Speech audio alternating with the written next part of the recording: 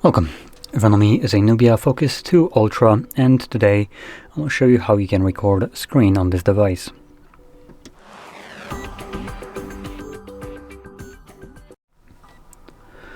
So, to get started, let's swipe down from the top of our screen and swipe down again to extend the list of visible toggles. Now we're looking for the screen recorder, which for me it is visible right over here, but there's multiple pages, so if you don't see it in the same place that it's for me, you can find it probably on other pages, or you can add it yourself by clicking right here on this pencil and then dragging it over from this list right here to the top, and this will add it. Now once you see it, you can hold this toggle in here and this will take you to the settings, so you can change some of them if they don't fit your exact standards, which for instance video quality for me, medium is not going to do it. Now medium here is basically 720p if not lower even, and pretty piss poor bitrate, so I do recommend changing that, though as you can see NUBIA kind of omisses that information altogether, so it's just quality, medium, high, low, because that tells me so effing much. Anyway, additional things in here will be things like the recording of sound. We have mic and system sound. You can turn both of those on if you want to. And we also have record touch interactions, which records a semi-transparent gray dot where your finger was pressing the display. So if that is distracting to you, you might want to turn that off.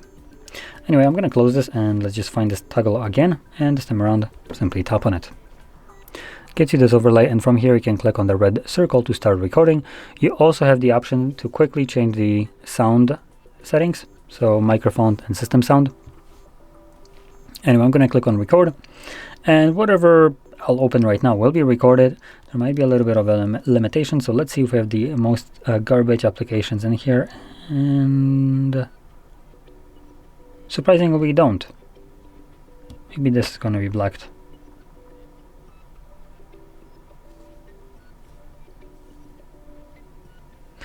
Anyway, once you're done recording, you can click right here on this square, and this will save the screen recording to your Photos application. And in here we're going to navigate to Collections. And in Collections we're looking for, I'm going to check under Screenshots first, and it is under Screenshots. So that's going to be one way that you can find it. The other one would be under Videos. For some reason not this videos though, so it's going to be in, okay, so that's also screenshots, so it looks like it only resides in screenshots album. Anyway, from here we can tap on it and watch it. Now I was looking for specific applications that would be blocked by screen recorder, as this is something that a lot of dogshit applications do. Ones that you never installed or give them permission to do anything on your device decide that they don't give a shit about your permission, they will still do it. Because who gives a shit about what you think you would allow the other application to do? It's not up to you, it's up to the company that basically owns you. So anyway, if you have something like, for instance, Netflix or Spotify, these two abhorrent garbage ass apps will basically completely disregard your personal property and do what they want on your device without your permission. Now imagine that they're already changing settings on your device without your permission, so imagine also what they might be doing in terms of data gathering. I mean, it's not like they give a shit about your permission, so they might be just gathering everything that they fucking want. And in this case, I do highly recommend just absolutely deleting this shit and swapping it out for something that is number one free, like for instance for Netflix, CloudStream.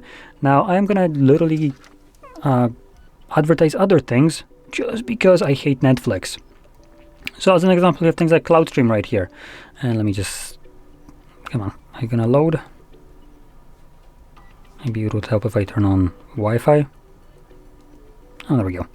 So look at that, you have Netflix basically, but for every streaming platform for free. And it even labels Netflix, Amazon, and all that, right? So that's cool. You can basically use that. And if you're wondering if it's legal, yeah, it's, if basically searching online and writing watch online for free a movie is legal, so is this. It's just basically using a repository.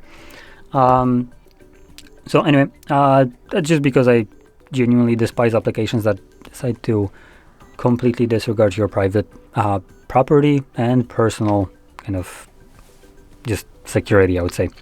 Now, in terms of this kind of screen blocking thing, there are applications that will also do this, like bank apps, and in this kind of circumstance, that is a good thing.